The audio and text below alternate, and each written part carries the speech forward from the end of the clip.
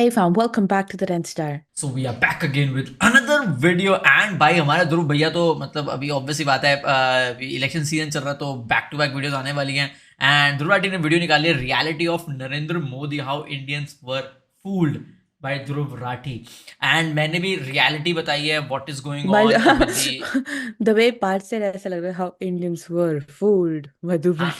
हाँ मतलब नहीं नहीं नहीं नहीं ना ना ना ना ना मैंने भी वीडियो निकाली है reality of Arvind Kejriwal reality of liquor scam मतलब निकालने वाला हूँ वीडियो ऑलमोस्ट रेडी है तो 2-3 दिन में वीडियो आने वाली है तो स्टे ट्यून और दूसरे चैनल पे आएगी तब तक लेट्स बिगिन और देखते हैं ये वीडियो कैसी है। Yeah. अरे हम तो फकीर आदमी हैं, झोला लेके चल पड़ेंगे जी।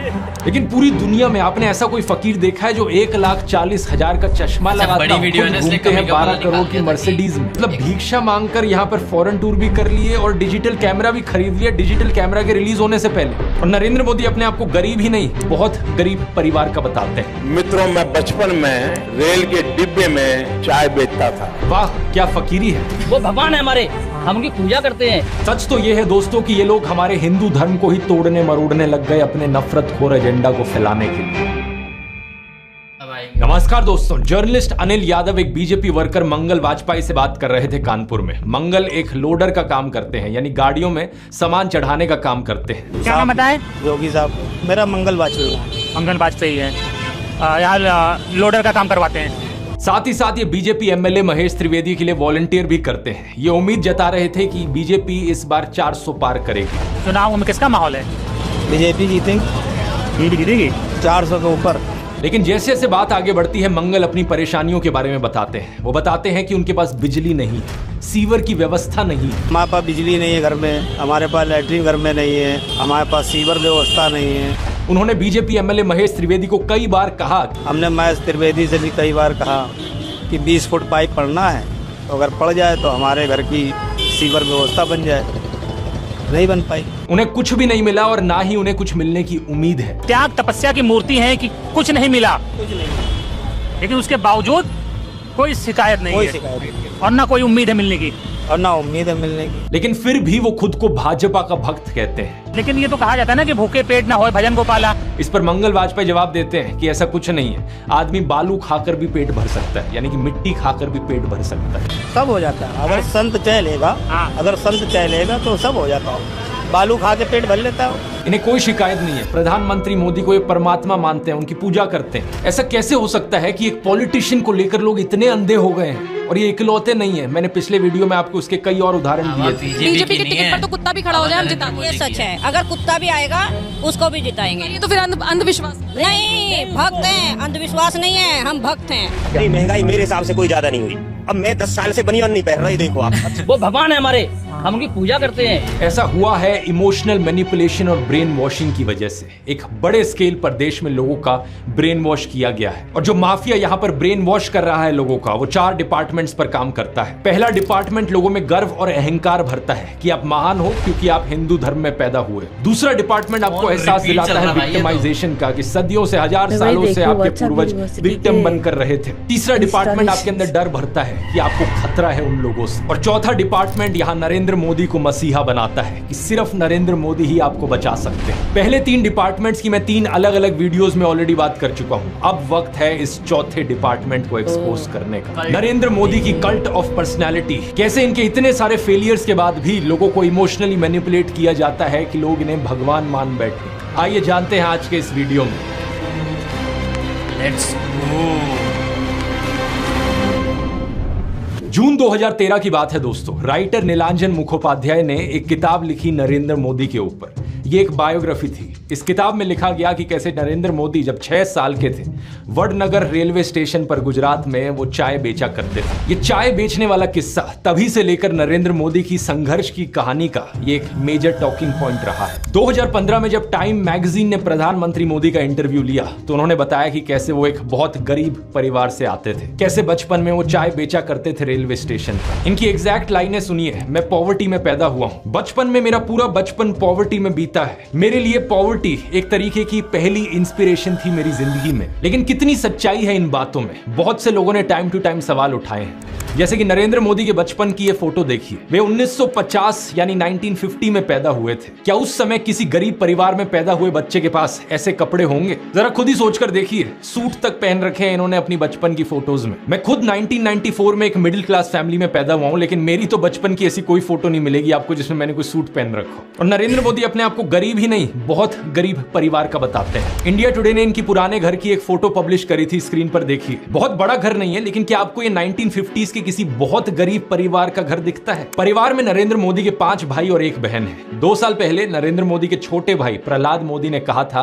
कि उन 5 भाइयों में से जिसका नंबर लगता था वो मदद करने चले जाता था। उनके पिता ने पूरी जिंदगी चाय बेची, उन 5 भाइयों और 1 बहन को बड़ा किया। इसलिए नरेंद्र मोदी को चाय बेचने वाले का बेटा कहना चाहिए। ये पत्रकारों की गलती है। सब भाइयों ने चाय बेची है, मेरे पिता ने पूरी जिंदगी चाय बेची, पूरी जिंदगी। इसीलिए कहा जाए तो चाय बेचने वाले का बेटा कहना चाहिए, चाय बेचने वाला नहीं कहना चाहिए। ये पत्रकारों की गलती है।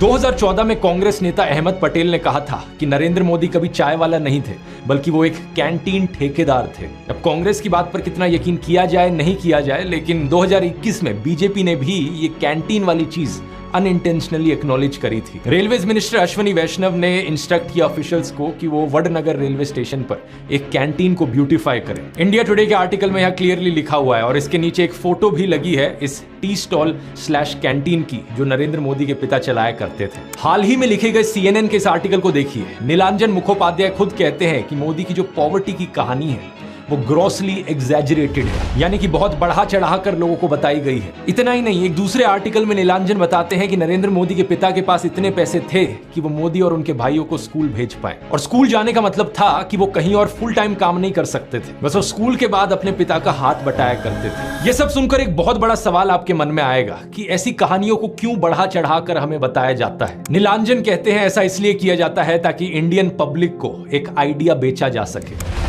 मित्रों, मैं बचपन में रेल के डिब्बे में चाय बेचता था सूट वाली साथ में, और आज आपके सामने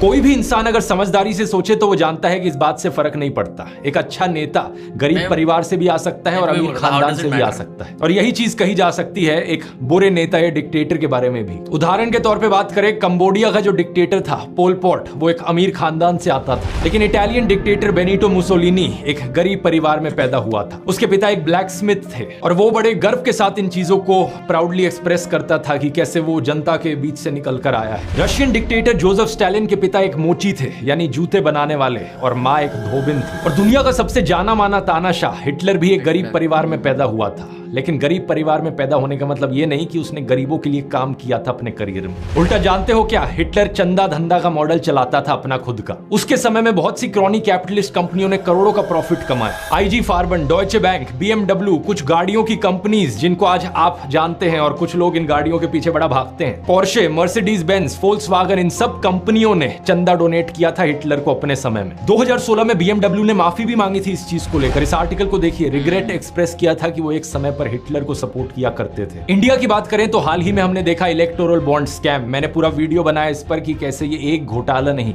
बल्कि घोटालों का भंडार था। बहुत सी कंपनियों को इससे फायदा हुआ और आम जनता को नुकसान। पिछले 10 सालों में प्रधानमंत्री मोदी के मित्र जैसे कि गौतम अडानी भरपूर तरीके से अमीर बनते रहे और देश के 80 करोड़ गरीब लोगों को 5 किलो मुफ्त अनाज लेने पर मजबूर कर दिया गया। बेरोजगारी और महंगाई ने गरीब लोगों की कमर तोड़कर रख दी है आज के दिन। अब तो ऐसी सिचुएशन आ चुकी है कि नरेंद्र मोदी खुद को गरीब परिवार का बताते हुए जिन राहुल गांधी को एलीट वर्क का प्रोजेक्ट करते थे, युवराज कहते थे, आज वही राहुल गांधी खुल्लम खुल्ला गरीबों को कह रहे हैं कि वो गरीबों के हैं और नरेंद्र मोदी अडानी अंबानी जैसे अमीर सेठों के हैं। अडानी को बिना मजदूरी बिना कुछ लाखों करोड़ रुपए देते हैं तो कहते हैं देखो देखो देखो विकास हो रहा है। हमने मनरेगा किया, मजदूरी के लिए पैसा दे रहे हैं और कहते हैं गरीबों की आदत बिगाड़ रहे हैं। मैं आपका हूं, वो उनके हैं। राहुल गांधी कह रहे हैं कि जितना रुपया नरेंद्र मोदी ने अडानी को दिया है उतना रुपया वो देश के गरीब लोगों को देंगे। और मैं देश को फिर से दोहरा के कह रहा हूँ, जितना पैसा नरेंद्र मोदी जी ने इनको दिया है ना, उतना ही पैसा हम हिंदुस्तान के गरीब लोगों को देने जा रहे हैं। महालक्ष्मी योजना, पहली नौकरी पक्की योजना, इन योजनाओं के माध्यम से करोड़ों लाखपति बनाएंगे। इन्होंने 22 अरबपति बनाए, हम करोड़ों लाखपति बनाए। प्रधानमंत्री मोदी इसका ज्यादा जवाब दे नहीं पाए। उल्टा उन्होंने कोशिश करी थी ये कहने की कि अडानी अंबानी एक्चुअली में कांग्रेस के साथ मिले हुए हैं। जरा ये शाहजादे घोषित करें इस चुनाव में ये अंबानी अडानी से कितना माल उठाया है। मार्च में आई इस रिपोर्ट को देखिए, भारत में इनकम इनइक्वालिटी 100 साल में सबसे ज्यादा हो गई है। इतनी बुरी हालत अंग्रेजों के जमाने में भी नहीं होती थी। ऐसे में अगर राहुल गांधी ने संकल्प लिया कि अगले 5 सालों में वो सभी 22 करोड़ गरीब लोगों को गरीबी से निकाल देंगे तो इसमें क्या गलत किया। लेकिन पीएम मोदी इस बात पर भी तंज कसने लगे। उनके पास खुद कोई अपना विजन नहीं है। 80 करोड़ लोगों के हाथ में कटोरा पकड़ा दिया और अगले 5 सालों के लिए यही 5 किलो अनाज वाली स्कीम एक्सटेंड कर दी। ना रोजगार का कोई प्लान बताया है, ना महंगाई कंट्रोल कैसे होगी ये बताया, ना गरीबी कैसे हटेगी ये बताया। और जब राहुल गांधी ने सबके लिए रोजगार की बात करी तो प्रधानमंत्री मोदी उनका मजाक उड़ाने लग गए। कांग्रेस के शाहजादे ने अभी घोषणा की, आप भी सुनकर के हंसोगे। सुनाऊं, जोरों से हंसना पड़ेगा आपको।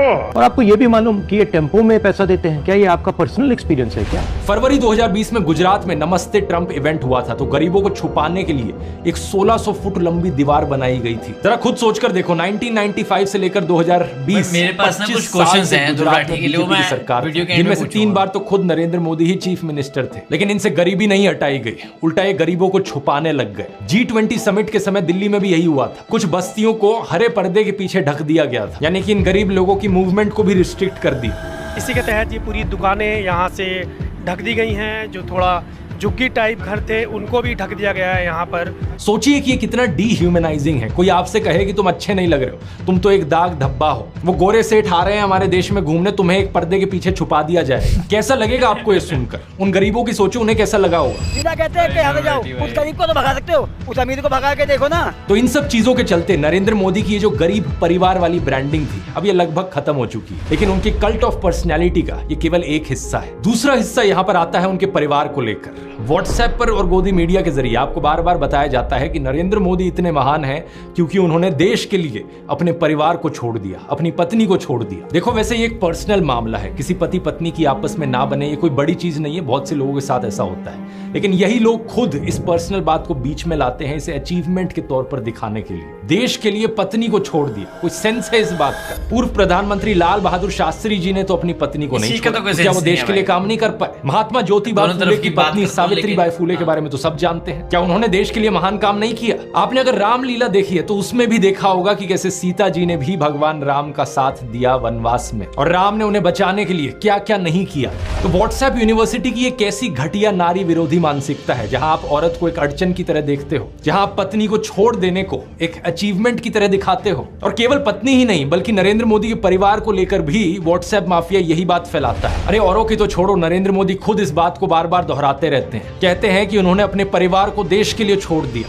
मेरे देशवासियों, मैंने घर, परिवार, सब कुछ देश के लिए छोड़ा है। पंजाब केसरी अखबार ने तो उनकी चरण वंदना करते हुए उनकी तुलना भगवान बुद्ध और महावीर जैन से कर डाली। लेकिन इन लोगों से मैं पूछना चाहता हूँ, कभी भगवान बुद्ध ने अपना घर छोड़कर ऐसे बयान दिए क्या? सम्माननीय आदरणीय दीदी, आदरणीय दीदी, ओ दीदी।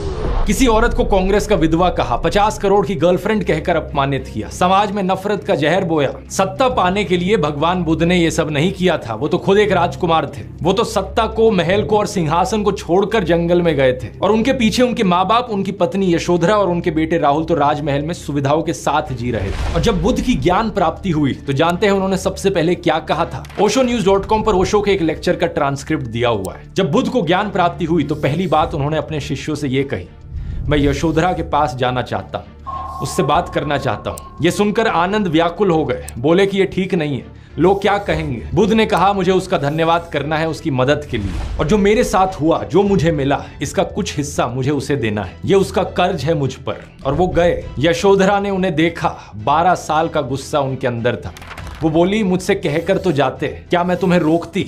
इतना भी विश्वास नहीं था मुझ पर। बुद्ध ने माफी मांगी, ये कहा कि मैं नासमझ था, अब समझ आई तो वापस आया हूं। सुनो, कुछ अद्भुत हो गया है। मेरा पहला दायित्व तुम्हारे प्रति है, इसलिए वह अनुभव तुम्हारे साथ साझा करूंगा। यशोधरा की आंखों से आंसू झरने लगे। आप प्रधानमंत्री मोदी का इंस्टाग्राम अकाउंट देखिए जरा। प्रियंका चोपड़ा और निक जोनस की वेडिंग रिसेप्शन में गए, उन्हें बधाई दे रहे हैं। इस वीडियो को देखिए। विराट कोहली और अनुष्का शर्मा के वेडिंग रिसेप्शन पे जाकर उन्हें गुलाब दे रहे हैं। मलयालम एक्टर सुरेश गोपी की बेटी की शादी में गए। टाइम्स नाउ की एंकर नविका कुमार के बेटे की शादी में गए। मुकेश अंबानी ने हॉस्पिटल खोला तो वहां बधाई देने पहुंच गए। इस न्यूज आर्टिकल को भी देखिए। नरेंद्र मोदी ने गौतम अडानी के बेटे करण की ग्रैंड एंगेजमेंट सेरेमनी को भी अटेंड किया। तो बॉलीवुड सेलिब्रिटीज और अमीर सेठों की शादियों में जाने के लिए बहुत समय है इनके पास। हालांकि इसमें कुछ गलत नहीं है, इनकी मर्जी अगर ये जाना चाहें तो।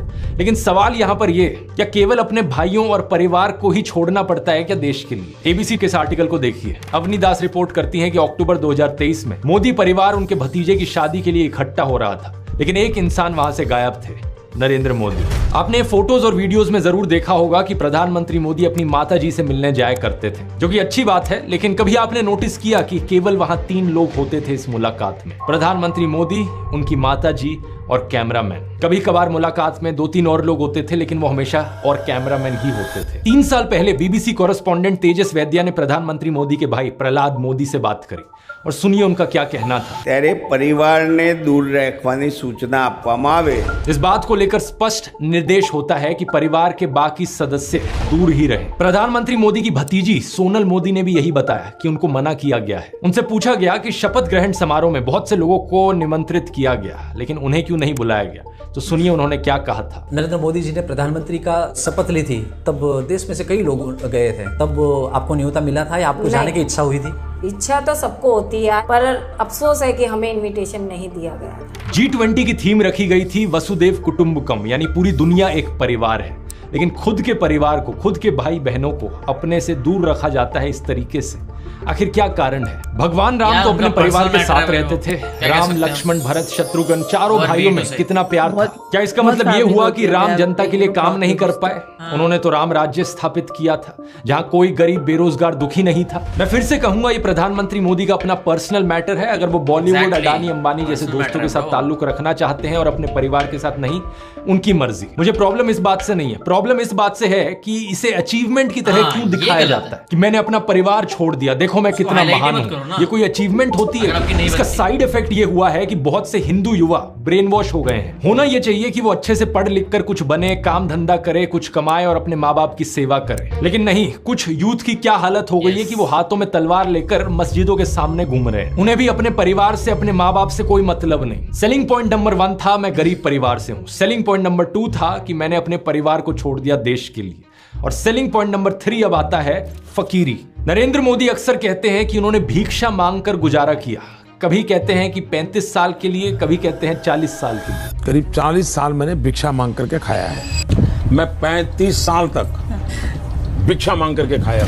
चलो इतनी तो बोलने में गलती हो सकती है, 35 साल हो, 40 साल हो, लोग अक्सर भूल जाते हैं। लेकिन सवाल ये कि वो एमएलए पहली बार बने 2002 में, तब उनकी उम्र होगी 52 इयर्स। लेकिन उससे पहले 90s में ही पता नहीं कैसे उन्होंने फॉरेन टूर्स कर लिए। ये फोटोज देखो उनकी, आईफिल टावर के सामने पेरिस में, व्हाइट हाउस के सामने अमेरिका में, हॉलीवुड के सामने, लंदन गए, वो मलेशिया गए। क्या 40 साल भिक्षा मांगकर इतने पैसे कमाए जा सकते हैं कि फॉरेन के टूर्स कर ले 90s में? और साथ ही साथ इसी बीच में नरेंद्र मोदी ने बीए और एमए की 2 डिग्रीज भी कर ली अलेजिडली। ये कैसे हो गया? आप ही बताओ दोस्तों। साल 1990 में डायकाम मॉडल 1 रिलीज हुआ था, जो कि यूएस में लॉन्च होने वाला दुनिया का पहला कमर्शियली अवेलेबल डिजिटल कैमरा था। लेकिन प्रधानमंत्री मोदी अपने इंटरव्यू में बताते हैं कि उन्होंने पहली बार डिजिटल कैमरा 1987 या 1988 में यूज किया था। मैंने पहली बार डिजिटल कैमरा का उपयोग किया था 87-88 में शायद। मतलब भिक्षा मांगकर यहाँ पर फॉरेन टूर भी कर लिए और डिजिटल कैमरा भी खरीद लिया डिजिटल कैमरा के रिलीज होने से पहले। वाह क्या फकीरी है। वाह मोदी जी, वाह वाह। अपनी कलम को गिरवी रख चुका एक गीतकार कहता है कि फकीरी है आपके स्वभाव में। एक फकीरी है आपके स्वभाव में। कभी नरेंद्र मोदी खुद ही कहते हैं कि हम तो फकीर आदमी है, झोला उठाकर चल पड़ेंगे।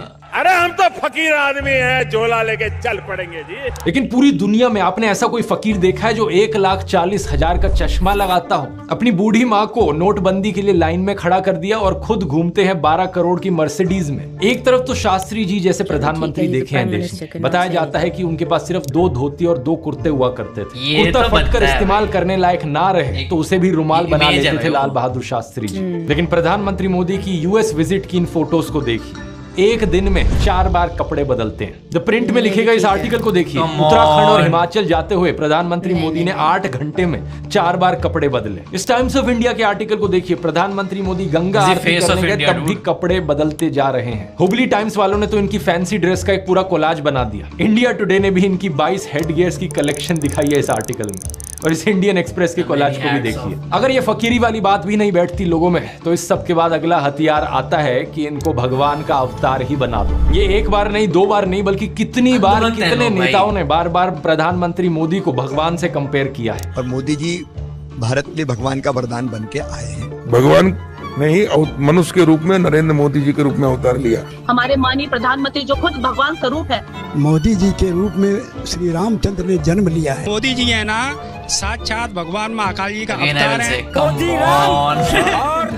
अमित शाह, अरे कुछ लोग तो मंदिर भी बनाने लग गए। पुणे में एक बीजेपी वर्कर ने नरेंद्र मोदी के लिए मंदिर बना दिया, गुजरात में इनका एक मंदिर बना, तमिलनाडु में इनके लिए एक मंदिर बना। क्या मजाक चल रहा है ये इकलौते नेता नहीं है जिन्हें भगवान से कंपेयर किया जाता है। एक समय पर एडोल्फ हिटलर को भी जीसस से कंपेयर किया जाता था। राजनीति में हिटलर की एंट्री की तुलना की जाती थी जीसस के रिजरेक्शन से। लेकिन उस समय ये सवाल उठा कि ये बात जमेगी कैसे। जीसस तो शांति की मूर्त थे, सूली पर भी चढ़ाया गया उन्हें, तब भी उनके दिल में कोई नफरत नहीं। बोले कि हे भगवान उन्हें माफ करना। जब हिटलर तो नफरत का सौदागर था, तो कैसे जीसस का इस्तेमाल किया जाए नफरत फैलाने के लिए और हिटलर को उससे भी कंपेयर किया जाए। इसके लिए हिटलर और नाजी लोगों ने बाइबल को ही बदल डाला। मजाक नहीं कर रहा, ओल्ड टेस्टामेंट जो थी बाइबल की उसे ही हटा दिया गया उनके समय में। जीसस को इस तरीके से चित्रित किया गया कि वो ऐसा लगे कि वो यहूदियों के खिलाफ लड़ने वाले एक फाइटर हो। सिमिलरली बीजेपी के लोग बार बार नरेंद्र मोदी को भगवान का अवतार करके पुकारते हैं। लेकिन यहाँ भी दिक्कत वही आ जाती है कि नरेंद्र मोदी तो नफरत फैलाते हैं, लेकिन श्री राम की सूरत में दिखती है विनम्रता,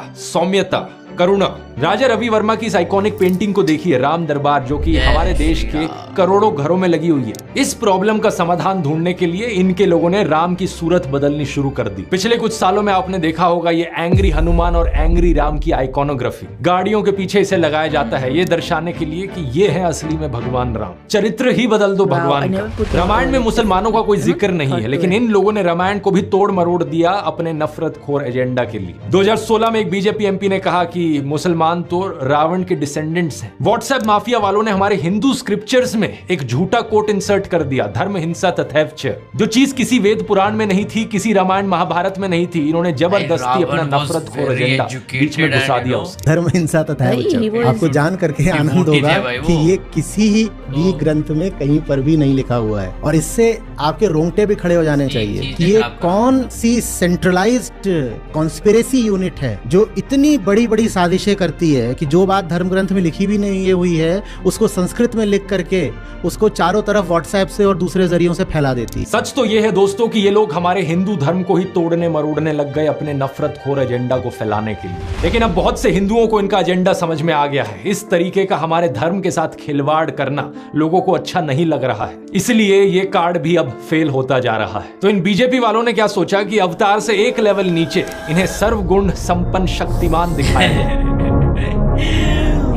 क्या सीन है। लेकिन किसी को यहां शक्तिमान बनाने का सबसे आसान तरीका है कि दूसरी साइड वाले की इमेज नीचे गिराओ। इसलिए इनके आईटी सेल ने राहुल गांधी को पप्पू बना दिया। व्हाट्सएप पर इनकी आधी अधूरी क्लिप्स तोड़ मरोड़ के दिखाई जाने लगी कि जैसे राहुल गांधी में तो कोई समझ ही नहीं है, वो तो बिल्कुल बेवकूफ इंसान है। लेकिन सच्चाई यह है कि पिछले 10 साल में पीएम मोदी ने एक भी प्रेस कॉन्फ्रेंस नहीं करी, कोई अनस्क्रिप्टेड इंटरव्यू नहीं किया, जबकि राहुल गांधी ने दिल्ली यूनिवर्सिटी से लेकर हार्वर्ड यूनिवर्सिटी तक लेक्चर दिए हैं। लोगों से ढेर सारी हर साल 2 साल अनस्क्रिप्टेड इंटरैक्शंस की है। ये बात सही है कि उनकी कुछ फनी क्लिप्स जरूर हैं जहां उनके मुंह से कुछ उलट पुलट निकल गया। दिस मॉर्निंग बट उनकी बातें I got up at night. लेकिन ऐसी क्लिप्स तो नरेंद्र मोदी की भी बहुत है। तीसरा कहा था विमेन डेवलपमेंट की मैंने बात कही थी। कब हो गया ये? नरेंद्र मोदी वही हैं जो नाले से निकलने वाली गैस से चाय बनाने की बात करते हैं। कहते हैं कि पसीने से मुंह पोंछ लेता था तो ग्लो आ जाती थी। कभी ये क्लाइमेट चेंज को डिनाई करते हैं कि गर्मी नहीं बढ़ रही बल्कि हमारी गर्मी सहने की शक्ति कम हो रही है, तो कभी ये बादलों से रेडार का सिग्नल रोकने की बात करते हैं। लेकिन मैंने कहा इतने क्लाउड है, बारिश हो रही है, तो एक बेनिफिट है कि हम राडार से बच सकते हैं। एक तो जानते नहीं है, ऊपर से अहंकार इतना कि अपने अज्ञान का भी एहसास नहीं। एक दफा मोदी दूसरे देश में गए थे, वहां भारत का राष्ट्रीय गान चल रहा था और ये बीच में ही चलने लगे। ऐसी गलती किसी से भी हो सकती है, लेकिन बात मैं यहां पर यह बताना चाह रहा हूं कि प्रधानमंत्री मोदी की भी फनी क्लिप्स बहुत सारी हैं। दूसरों को पप्पू बोलने से पहले अपनी क्लिप्स पर नजर डाल लो। पप्पू को हारने का डर लग रहा है, पप्पू को नहीं बनाएंगे। और अभी तो एक बहुत बेहतरीन मौका मिला है। हमारे फॉर्मर सुप्रीम कोर्ट के जजेस ने राहुल गांधी और नरेंद्र मोदी दोनों को एक 1-on-1 डिबेट के लिए इनवाइट किया है। राहुल गांधी तो इस इनविटेशन को ऑलरेडी एक्सेप्ट कर चुके हैं, लेकिन नरेंद्र मोदी अभी भी चुप है। अगर ऐसा होता है तो जनता के लिए भी एक बड़ा सीधा मौका होगा देखने का कि नरेंद्र मोदी और राहुल गांधी में से कौन ज्यादा समझदार है, कौन ज्यादा इंटेलिजेंट है और कौन ज्यादा केपेबल लीडर है देश के लिए। लेकिन नरेंद्र मोदी अगर इस डिबेट से भागते हैं और जवाब ही नहीं देते तो समझ जाना कौन यहाँ पर बेहतर है। इस कल्ट ऑफ पर्सनैलिटी में प्रधानमंत्री मोदी का सबसे बड़ा कार्ड है सब जगह फोटो चिपकाओ। बचपन में मैं सोचता था कि ये कोका कोला जैसी ड्रिंक्स की एड्स क्यों आती हैं टीवी पर, हर कोई तो जानता है कि कोका कोला क्या है। बाद में मुझे समझ आया कि out of site is out of mind, यानी नजर से बाहर तो दिमाग से बाहर। और इसकी उल्टी एक टैक्टिक है, जितना नजर में रहोगे उतना लोगों के दिमाग में घुसोगे। अखबार पर नरेंद्र मोदी, रेडियो पर नरेंद्र मोदी, टीवी चैनलों पर नरेंद्र मोदी, फेसबुक पर नरेंद्र मोदी, पेट्रोल पंप की होर्डिंग्स पर नरेंद्र मोदी, सड़क पर पोस्टर छपे हैं, गूगल एड्स पे करोड़ों खर्च करके अपना चेहरा दिखा रखा है, हर एक सरकारी स्कीम के इश्तिहार पे। अरे ये सब तो छोड़ो, कोविड वैक्सीन के सर्टिफिकेट पे भी नरेंद्र मोदी। सेल्फी पॉइंट्स तक बना डाले इन्होंने जगह जगह। 2022 की इस रिपोर्ट को देखिए। आईएनबी मिनिस्ट्री ने बताया कि सरकार ने 8 सालों में 6400 करोड़ से ज्यादा रुपए खर्च किया एडवर्टाइजमेंट्स पर। हर रोज का 71 लाख रुपए तो अखबारों में ऐड देने में लगा दिया। और ये सब तो सरकारी पैसे से चलने वाली एड्स थी। इसके अलावा जो पार्टी फंड से चलने वाली एड है वो अलग, और गोदी मीडिया के एंकर जो दिन रात चाटुकारिता करते हैं वो अलग। हर जगह नरेंद्र मोदी। एक गायक थे जिम मॉरिसन, उन्होंने कहा था कि जो मीडिया को कंट्रोल करता है वो दिमाग को कंट्रोल करता है। लेकिन एक और सिंगर थे बॉब मार्ले, उन्होंने कहा था कि हर वक्त हर किसी को बेवकूफ नहीं बनाया जा सकता। और अब यही हो रहा है कि हर तरफ मोदी का चेहरा देखकर लोग उकता गए हैं। और ये जो वॉर रुकवाने वाली कहानियां हैं, इन पर पूछा जा रहा है कि इतनी ही वॉर रुकवाने वाले हो तो मणिपुर की हिंसा क्यों नहीं रुकवा देते? इलेक्ट्रॉन बॉन्ड का पैसा है, कहीं तो यूज होगा। किसी एक्टर को उठा के बेटी बना देंगे, पापा ने वॉर रुकवा दी, पापा मणिपुर के दंगे क्यों नहीं रुकवाते? लोग पूछ रहे हैं कि भारत में सब चंगा सी है तो 2022 में सब रिकॉर्ड तोड़ते हुए 2.25 लाख लोगों ने भारतीय नागरिकता क्यों छोड़ दी? इस मोदी मैजिक के खत्म होने का सबसे बड़ा सबूत यही है कि बीजेपी को दूसरी पार्टियों के उन नेताओं को अपनी पार्टी में लाना पड़ रहा है जिन पर भ्रष्टाचार के एक से बढ़कर एक आरोप लगे। अगर मोदी मैजिक अब सही में बचा होता तो मोदी के नाम से ही चुनाव जीता जा सकता था। इन बाहर के नेताओं को लाने की जरूरत नहीं थी अपनी पार्टी में। ये झूठ, डर और नफरत फैलाने की जरूरत नहीं थी। इस वीडियो में तो मैंने आपको नरेंद्र मोदी का वो चेहरा दिखाया है जो व्हाट्सएप माफिया आपको दिखाता रहता है। अगले वीडियो में मैं आपको दिखाऊंगा उनका असली चेहरा, उनके माइंड में क्या क्या चलता रहता है। यहां मैं आप लोगों को धन्यवाद करना चाहूंगा क्योंकि आप लोग इतने जज्बे के साथ इनकी इस झूठ और नफरत की फैक्ट्री को तबाह करने में लगे हुए हो। हमारे इस मिशन 100 करोड़ पर लगे रहिए। ये देखकर खुशी होती है कि किसी का कमेंट आता है ये कहते हुए कि आपने एक वीडियो को 850 लोगों के साथ शेयर किया व्हाट्सएप पर। कहीं पता चलता है कि प्रोजेक्टर स्क्रीन पर दिखाकर आप वीडियो चला रहे हो राजस्थान की गलियों से लेकर वेस्ट बंगाल तक। किसी ने टीवी लगा दिया बाहर मुंबई में ताकि लोगों तक सच पहुंचाया जा सके। इसी तरीके से लगे रहो। हमें देश के लोकतंत्र को बचाना है, देश के संविधान को बचाना है। वोट करने जरूर जाना और अपने आसपास के okay, that was it. Great video, very informative video. लेकिन that's actually very good initiative he's doing and I hope the awareness बढ़े ऐसे। मेरे को ये लगता है कि ऑब्वियसली कोई ना कोई होना चाहिए आवाज उठाने वाला, ताकि लोगों तक ये मतलब एक ना डर होना चाहिए गवर्नमेंट में भी कि भाई कोई लोग हैं जिनको सब पता है एंड आवाज उठाने वाले हैं लोग, वो चीज़ अच्छी। लेकिन 27 मिनट की वीडियो मेरे हिसाब से 15 मिनट में रैप अप हो सकती थी, क्योंकि ध्रुव राठी ने कुछ पॉइंट ऐसे लगे जो मुझे लगा कि इट वाज नॉट यूजफुल। जैसे वो कपड़ों वाला लगा कि यार, और जैसे गाड़ी वाला लगा भाई। अब Narendra Modi is the face of India and अगर वो कहीं भी जाते हैं कुछ भी करते हैं तो वो हर जगह पब्लिश होता है। एंड अगर वो कुछ चीज़ करेंगे तो वो इंटरनेशनली लोगों तक पहुँचती है, तो वो बहुत बड़ा इम्पैक्ट क्रिएट करती है। एंड मुझे एक बात समझ नहीं आती है भी, जैसे केजरीवाल ने मतलब एलिजिडली स्कैम करा, अभी प्रूव नहीं हुआ, यू नो, केजरीवाल ने स्कैम करा, लिकर स्कैम करा। तो मैं देख रहा था, मुझे लगा शायद यार ध्रुव राठी ने इस पे वीडियो बनाई होगी, हमने कवर करी नहीं होगी, भाई बनाई होगी, लेकिन ध्रुव राठी ने इस पर कोई वीडियो नहीं बनाई। I don't know why. And मतलब जब जेल गया उस पर तो वीडियो तो बना दी कि भाई सब चला गया, सब चला गया, लेकिन एग्जैक्टली पूरा केस समझाना चाहिए था। तो क्योंकि ही इज़ कवरिंग एवरीथिंग, तो आप उस साइड का भी थोड़ा बहुत कवर मेरे हिसाब से करना चाहिए।